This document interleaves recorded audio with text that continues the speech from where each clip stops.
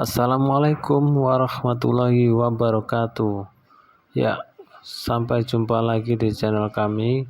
Kali ini saya akan membagikan pengalaman ya. Di sini cara membongkar HP ya, Poco X3 ya, Xiaomi Redmi Poco X3 ya. Dan juga HP-nya mati total ya, teman-teman. Dan ini tutorialnya. Welcome to SSH Sinau Service Handphone. Ya, langsung saja. Pertama kita lepas dahulu SIM injektornya ya. Kemudian buka ya, tutup belakangnya ya. Itu pakai lem biasanya, kalau awal pakai membuka LCD ya. Buka pelan-pelan ya, siapa tahu ada fleksibel yang nyangkut. Ya, sudah terbuka, lalu lepas bautnya satu persatu ya teman-teman. Jadi intinya ya, kalau bagi pemula biasanya saya dahulu ya, awal-awal saya buka servis itu setiap ada kasus saya pasti lihat tutorial di YouTube dulu ya teman-teman. Kenapa saya lihat tutorial dahulu? Supaya untuk meminimalisir kesalahan ya teman-teman. Setidaknya kita sudah tahu ya bentuk ataupun fleksibel yang ada di handphone itu terdapat di sebelah mana ya. Jadi untuk meminimalisir kesalahan, alangkah baiknya kita melihat tutorial dahulu ya. Oke, kita buka dulu bautnya satu persatu. Pelan-pelan ya, saran saya untuk alas bawahnya, karena LCD-nya masih bagus itu ya, dikasih bubble ya, ataupun dikasih lapisan yang bisa membuat LCD aman ya, untuk menahan tekanan itu tidak berbahaya ya, tidak membuat LCD rusak ya, karena LCD itu sangat sensitif ya teman-teman. Jadi kita harus ekstra hati-hati, jangan sampai kita nombok tol.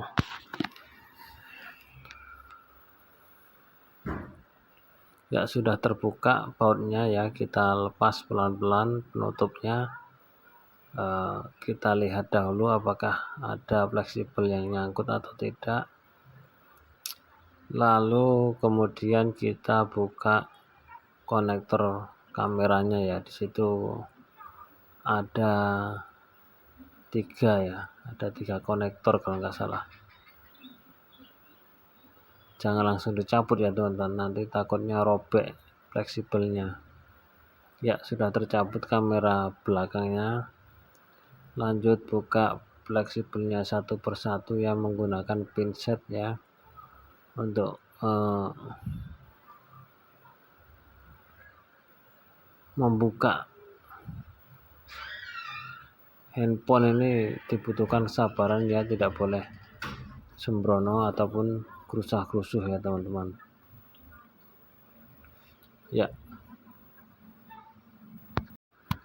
Lalu dibersihkan dahulu ya bagian mesinnya. Di situ saya cek pada konektor baterai itu terdapat korosi ya, atau mungkin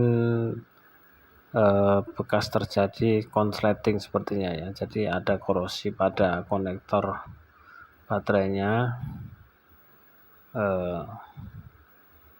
dibersihkan dahulu ya. Biasanya ya teman-teman, untuk kasus seperti ini, terkena air ataupun kasus konslet seperti ini, hanya cukup dibersihkan bagian yang kotor ya, atau yang karatan, itu HP hidup kembali ya teman-teman. Namun kita tes saja nanti ya.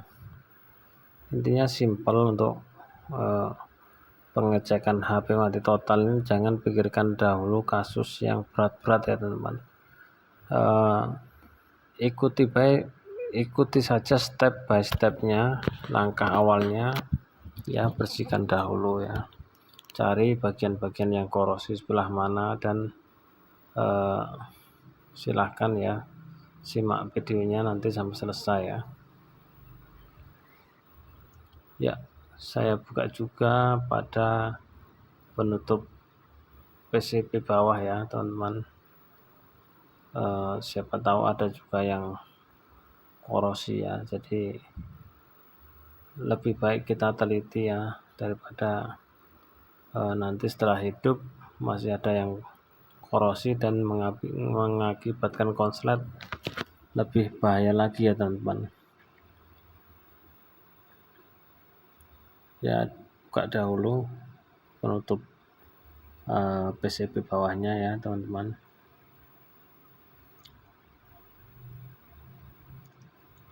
Oke, setelah bautnya terlepas, lalu congkel pelan-pelan menggunakan pincet ya, intinya jangan dipaksa ya teman-teman, agar tidak terjadi kerusakan komponen lainnya ya. Ya, saya coba cek pada bagian PCB bawahnya ya, apakah ada korosi atau tidak ya.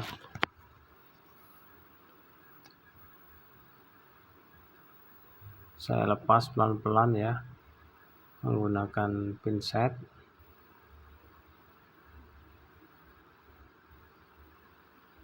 Coba tak incang dulu ya. Sepertinya tidak ada ya teman-teman, tidak ada korosi, sepertinya bersih bagus. Incang ini bosong ngendi ya. Oke, lanjut pasang kembali karena tidak ada korosi ya, jadi saya pasang kembali.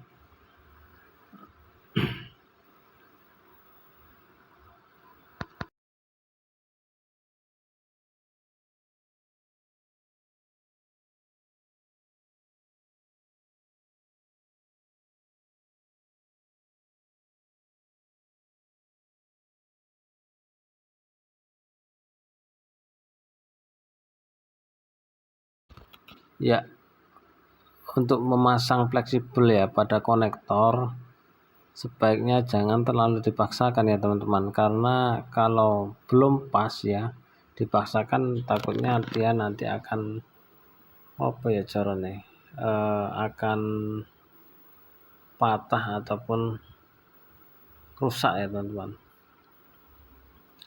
Ya, saya coba pasang kembali ya konektor baterainya,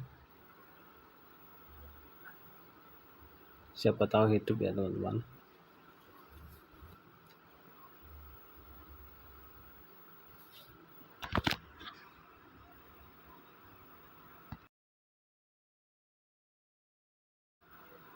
Oke, setelah terpasang saya pasang kembali juga fleksibel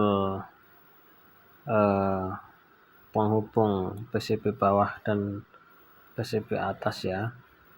Jadi intinya dipaskan dahulu baru ditepkan ya, dipaskan dahulu baru dipencet pelan-pelan ya teman-teman. Oke, saya coba cas ya, apakah ada respon atau tidak.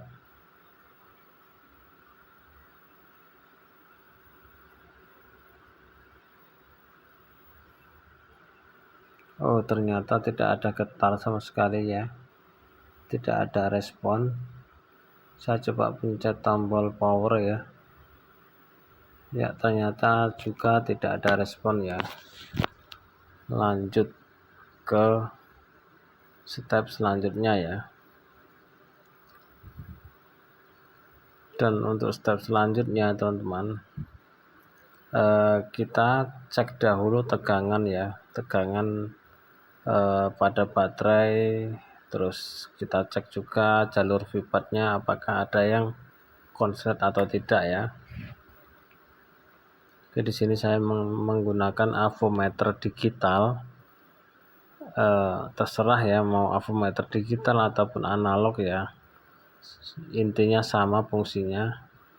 Posisikan pada mode dioda dan kabel prop merah taruh di ground ya, kemudian kabel yang hitam jalan ya. Oke, saya cek pada konektor baterainya, jalur feedbacknya ya, Untuk jalur positifnya aman ya teman-teman, ada nilai. Coba jalur negatifnya.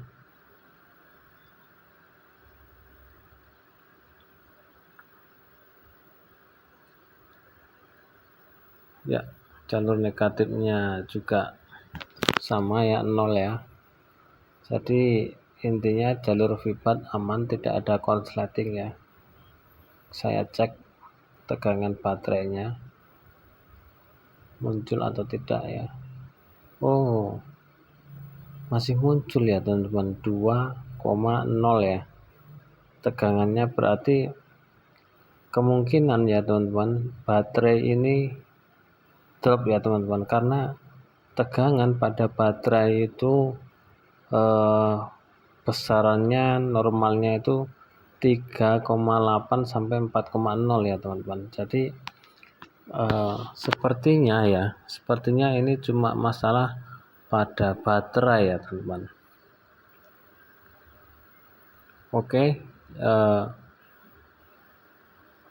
setelah saya cek tegangan pada baterai itu tidak normal ya teman-teman, step selanjutnya kita injek dahulu ya, kita isi ataupun kita kejutkan baterai menggunakan power supply ya teman-teman.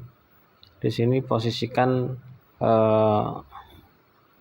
tegangan pada power supply 6 volt lebih ya, karena untuk mengejutkan baterai butuh tegangan yang besar ya, agar bisa mengejutkan kembali baterainya ya.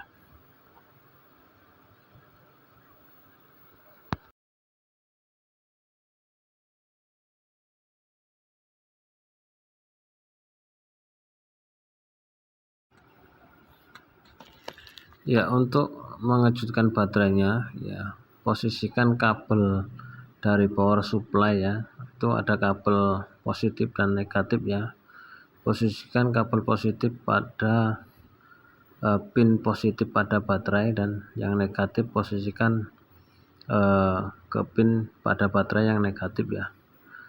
Tempelkan selama 3 kali ya. Biasanya tempelkan sekali bunyi lepas, tempelkan 2 kali bunyi lepas, tempelkan 3 kali bunyi lepas ya. Ya, sudah saya kejutkan ya, mudah-mudahan ada respon.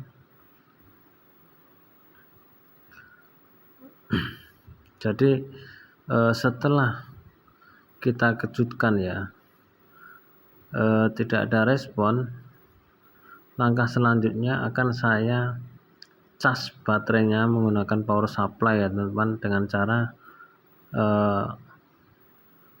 saya solder pada pin positif dan negatif, dan saya akan jepit menggunakan kabel power supply ya. Ya, ternyata masih belum ada respon ya teman-teman. Untuk step selanjutnya akan saya cas baterainya menggunakan power supply ya, dengan cara di jumper ya pada pin positif dan negatif pada konektor baterainya, agar lebih mudah untuk disambungkan ke kabel positif dan negatif pada power supply.